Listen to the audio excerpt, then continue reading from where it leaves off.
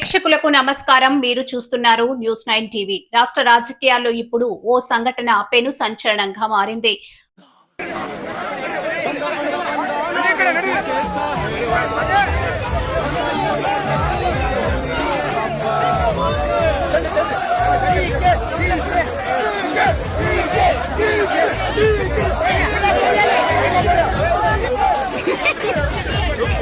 బాధ్యతాయుతమైన ముఖ్యమంత్రి పదవిలో ఉన్న వ్యక్తి పబ్లిక్ లో మద్యం మత్తులో తూలుతూ కనీసం సొంతగా అడుగు కూడా వేయలేని దయనీయ స్థితిలో కెమెరాలకు చిక్కడం ఇప్పుడు తీవ్ర దుమారం రేపుతుంది.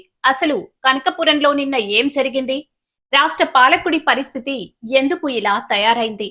నిన్న కనకపురంలో చోటు చేసుకున్న ఈ ఘటన అటు రాజకీయ వర్గాల్లో ఇటు నెట్టింట తీవ్ర చర్చనీయాంశమైంది. తన వీరాభిమాని ఇంటికి వెళ్లిన సీఎం అక్కడ ఏ రేంజ్ లో దావత్ చేసుకున్నారో కానీ బయటకు వచ్చేసరికి కనీసం నడవలేని స్థితికి చేరుకున్నారు. పీకల దాకా మద్యం సేవించి మత్తులో అడుగులు తడబడుతున్న ముఖ్యమంత్రిని చూసి అక్కడున్న వారంతా అవాక్కయ్యారు. ఆయన పరిస్థితి చూసి చివరికి సాయుధ భద్రత సిబ్బందే రంగంలోకి దిగి ఆయన్ని పట్టుకొని అతి కష్టం మీద కారు వద్దకు తీసుకెళ్లి కూర్చోబెట్టాల్సిన దారుణమైన పరిస్థితి ఏర్పడింది. ఒక రాష్ట్రాన్ని నడిపించే నాయకుడు ఇలా మత్తులో తూలుతూ గన్మెన్ల సాయంతో కారెక్కడం చూసి జనాలు ముక్కున వేలేసుకుంటున్నారు.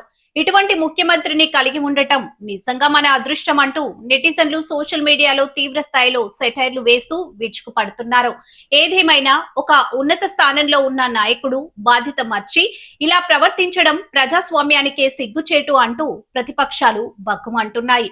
మరి ఈ వివాదాస్పద ఇష్యూపై అధికార పార్టీ నేతలు ఎలా స్పందిస్తారో, ముఖ్యమంత్రి కార్యాలయం ఎలాంటి వివరణ ఇస్తుందో వేచి చూడాలి. కనకపురం నుండి రిపోర్టింగ్ న్యూస్ 9 టీవీ.